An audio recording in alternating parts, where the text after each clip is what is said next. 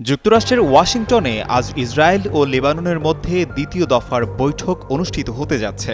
বর্তমানে চলমান ১০ দিনের যুদ্ধবিরতির মেয়াদ বাড়ানোর লক্ষ্যেই এই আলোচনা চলছে।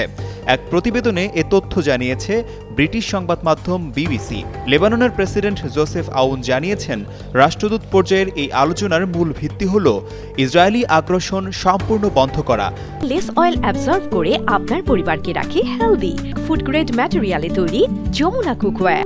লেবাননের ভূখণ্ড থেকে ইসরায়েলি সেনা প্রত্যাহার ও বন্দি বিনিময়, এছাড়া আন্তর্জাতিক সীমান্তে লেবানন সেনাবাহিনীর মোতায়েন এবং যুদ্ধের ক্ষয়ক্ষতি কাটিয়ে পুনর্গঠন প্রক্রিয়া শুরু করার বিষয়েও গুরুত্ব দিচ্ছে বৈরুত।